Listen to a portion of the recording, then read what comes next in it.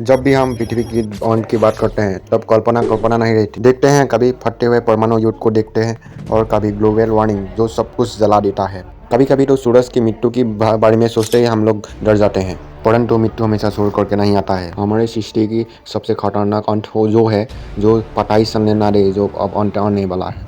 वो ना तो टकराता है, ना विस्फोट करता है, ना आग बरसाता है। बस धीरे धीरे सब कुछ छीन लेता है। हवा, पानी, दिशा और अंत में हमारी उम्मीद। और जब तक हमें एहसास होता है कि पृथ्वी मर रही है, तो तब तक दरअसल पृथ्वी अंत का हो चुका होता है। कल्पना कीजिए, अब अंतरिक्ष में एक छोटा सा तारा जो दिखने में 20 किलोमीटर का होता है, लेकिन उसका पावर आप जानकर हैरान हो जाएंगे। उसके सामने सारे महासागर, पहाड़, पर्वत और परमाणु ऊर्जा बस एक कागज के नमूना जैसा। एक ऐसा तारा जहाँ हम पृथ्वी उसके पास पहुँच भी जाए तो बिना सोए ही पूरा पृथ्वी तहस नहस कर देगा। हम बात कर रहे हैं मैग्नेटर की, ब्रह्मांड का सबसे हिंसक, सबसे रहस्यमयी और सबसे खतरनाक किलर। कल्पना कीजिए, आकाश में जब विशाल एक जलता हुआ तारा करोड़ों वर्षों से चमक के अपने आसपास अपनी रोशनी से आसपास के मौजूद सारे प्लेनेट को जीवन दे रहा है। इस ब्रह्मांड के नियम से उसकी कहानी भी अमर नहीं है। एक दिन उसका ईंधन खत्म होने लगता है, कोर के अंदर चल रही आग बुझने लगता है और तभी अपनी ग्रेविटी फोर्स से पूरी ताकत से हमला करता है। और फिर होता है ऐसा विस्फोट जिसे हम सुपरनोवा कहते हैं। इतना तेज कि पूरी आकाशगंगा चमकता हुआ दिखता है। लेकिन ये उसका अंत नहीं होता है। इस विस्फोट के बाद तारे का बाहरी हिस्सा और ब्रह्मांड में बिखर जाता है और उसका बचता है दिल। अगर दिल बहुत बड़ा भारी हो तो वो ब्लैक होल बन जाता है। अगर वो एक निश्चित सीमा से ज़्यादा भारी हो तो ब्रह्मांड कुछ अलग ही रस देता है। तब जन्म लेता है न्यूट्रॉन स्टार, एक ऐसा तारा जो दिखने में एक शहर से भी ज़्यादा छोटा, तो उसकी वजन की बात करें तो हमारे पृथ्वी से भी ज़्यादा उसका वजन होता है। सूर्य जितना वजन अगर 20 से 30 किलोमीटर के गोले में ठोस दिया जाए तो उसकी कठिनता का अंदाज लगा सकते हैं। परमाणु आपस में ठोस जाते हैं, इलेक्ट्रॉन और न्यूट्रॉन मिलकर प्रोटॉन बना लेता है और पदार्थ की वो अवस्था बनता है जो हम पृथ्वी का बना ही ना सकते। इसका घनत्व इतना है कि अगर उसका आप एक चम्मच भी उठा ले तो एक माउंट एवरेस्ट की जितना भारी होगा। लेकिन कुछ न्यूट्रॉन स्टार यहीं रुकते नहीं, लेकिन कुछ सितारे मरते हुए भी कुछ अलग बनने की कोशिश करते हैं। अगर उसकी घूर्णन तेज हो तो और चुंबकीय क्षेत्र जन्म लेते ही और वो बेकाबू हो जाए तो वो न्यूट्रॉन स्टार एक अलग ही रूप ले लेता है और तभी जन्म लेता है मैग्नेटर का। मैग्नेटर ऐसा तारा जो ब्रह्मांड के सबसे खतरनाक हथियार माना जाता है। आकार में छोटा लेकिन शक्ति में अकल्पनीय। एक ऐसा तारा जिसकी मौजूदगी से ही पदार्थ की बुनियाद उड़ जाती है और वही एक बिंदु है जहाँ से विज्ञान एक डरावनी कहानी बन जाती है।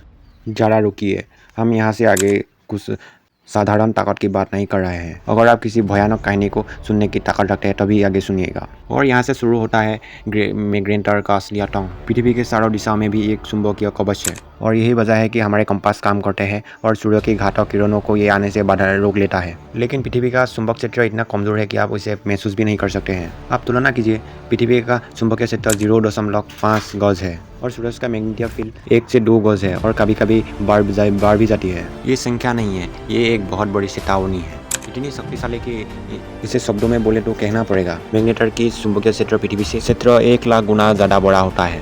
आप सोचिए, ये चीज़ ऐसा नहीं कि जो अपनी तरफ खींचे, ये ऐसी ताकत है जो चीज़ को फाड़ देती है। ये बिल्कुल ऐसा है, अगर इसके अंदर आपका हाथ चला गया तो ये आपके शरीर से हाथ पूरा अंदर फाड़ कर ले लेगा और ये आपके शरीर को अंदर खींचने की कोशिश नहीं करेगा। और ये मैग्नेटर बिखरते नहीं है, ये टूटता है और इसका अंदर चीज़ें चकनाचूर हो जाता है। इलेक्ट्रॉन अपनी जगह छोड़ देता है और केमिकल बन बिखर जाता है। पदार्थ यानी मेटल पदार्थ नहीं। कहानी इस तरह प्रवेश करता है कि तारा एक खतरनाक तारा बन जाता है। जब कोई मैग्नेटर टूटता है तो ब्रह्मांड उसकी आवाज़ को बहुत दूर तक फैला देता है। जब तारे के खाल फाटने शुरू होता है, हम इंसान पृथ्वी पर भूकंप देखते हैं। धरती हिलती है, इमारतें गिरती है, कुछ सेकंडों में नहीं कुछ सब कुछ बदल जाता है। आप उस पैमाने को अपने कल्पना से बाहर फेंक दीजिए। मैग्नेटर पर जो होता है ना, वो भूकंप नहीं होता, वो स्टार क्विक है। मैग्नेटर की सतह मिट्टी जैसा नहीं होता है, वो होता है टिप्ड कठोर न्यूट्रॉन और क्रिस्टल की एक परत, इतनी मजबूत कि ब्रह्मांड में उसके जैसा कठोर चीज कुछ शायद ही कुछ हो। लेकिन समस्या ये नहीं है, लेकिन ये समस्या है कि उसके नीचे दबे हुए चुंबकीय राक्षस। मैग्नेटर की चुंबकीय क्षेत्र लगातार अपनी सतह को मोड़ता रहता है, खींचता है, दबाता है, जैसे कोई विशाल शक्ति अंगाई ले रही।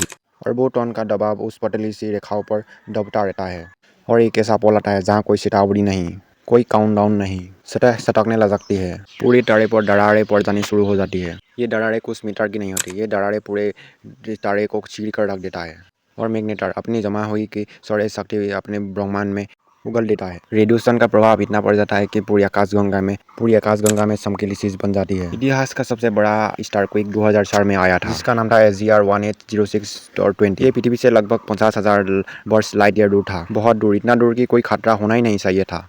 जब ये स्टारक्वेक हुआ तो पृथ्वी पर मौजूद सारे सैटेलाइट अंधे हो गए कुछ सेकंड के लिए। रेडियो सिग्नल तक डगमगा गए, वैज्ञानिक स्तब्ध रह गए क्योंकि इतना दूर से इतना प्रभाव। अगर आप सोचिए ये स्टारक्वेक अगर 10 लाइट ईयर दूर होता तो क्या हमारे पृथ्वी पर प्रभाव पड़ता। पृथ्वी के ओजोन स्तंभ जल जाती, रेडिएशन सीधे जमीन तक पहुंचता, और समुद्र की बात करो तो समुद्र में एक नया तूफान आ जाता और टेक्नोलॉजी एक सेकंड में बंद हो जाती। कोई धमाका नहीं, बस हम लोग उस युग में आ जाते जहाँ सब काम हमारे हाथों से कर रहे होते।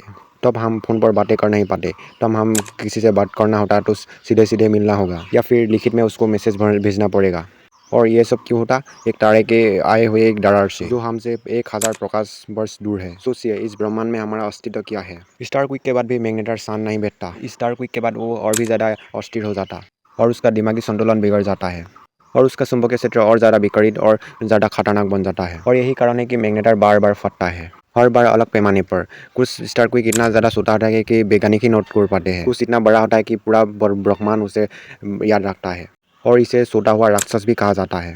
और आप सोचिए कोई स्टारक्वेक हमारे पृथ्वी के पास हो, सिर्फ पास, कोई टकराने की ज़रूरत नहीं है, बस मौजूद होना ही काफ़ी है। और यहीं से सवाल पृथ्वी की तरफ मुड़ती है। और अगला सवाल काल्पनिक नहीं है, अगला सवाल है कि अगर पृथ्वी में किसी मैग्नेटर के पास चले जाए तो हमारा पहला दिन कैसा होगा। तबाही जैसा फिल्म जैसा नहीं होगा, कहीं ज़्यादा खामोश और कहीं ज़्यादा खतरनाक होगा। अब कल्पना नहीं रहती, यहाँ से पृथ्वी का टाइमलाइन शुरू होता है।